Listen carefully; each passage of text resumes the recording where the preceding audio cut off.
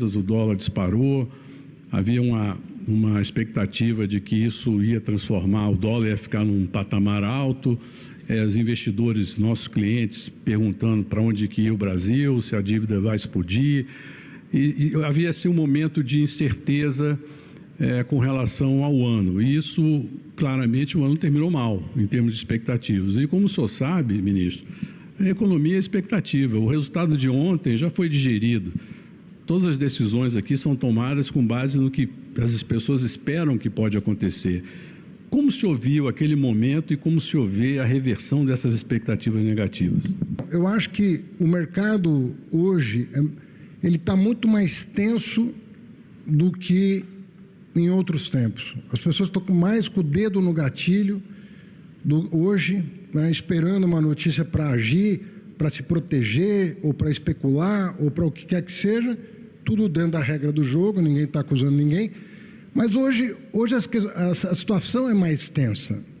E eu penso que o contexto geopolítico é um contexto muito desafiador. De fato, quando você vê uma turbulência na economia americana, né, falta de previsibilidade do que as autoridades econômicas daquele país vai fazer e da dependência do mundo em relação a essas decisões, as pessoas estão mais tensas. E não é no Brasil. Está todo mundo tenso. No México, eu converso raramente, é rara a semana em que eu não converso com alguma autoridade de outro país. E atenção, no México, na Colômbia, no Chile, que são países relativamente organizados, na China, no Oriente Médio agora. Acabei de voltar do Oriente Médio, há uma pressão enorme dos Estados Unidos para baixar o preço do petróleo meio que na marra, definindo até o preço. Vai ter que ser tanto para ajudar na desaceleração da inflação nos Estados Unidos.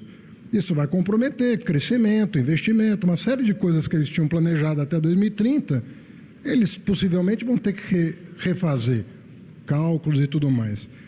Então, a situação externa é mais desafiadora.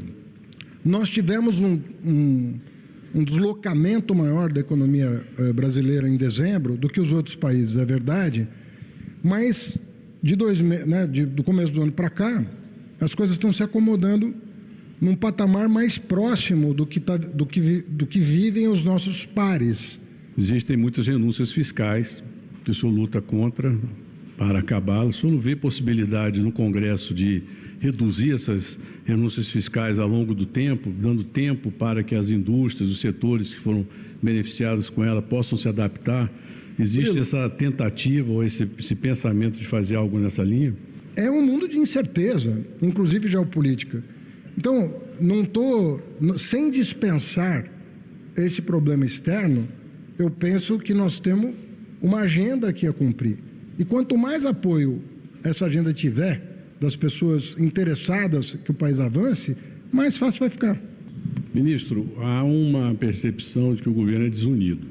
O governo é desunido. O governo não atua com união. O primeiro é um governo muito grande, né? São muitos ministros e a maioria das pessoas não sabe declinar o nome dos ministros e lá dentro a coordenação é errática, ou seja, eu falo da percepção. A percepção é a sensação térmica que o mercado tem. E agora tem uma reforma ministerial que parece que vai, mas não vai.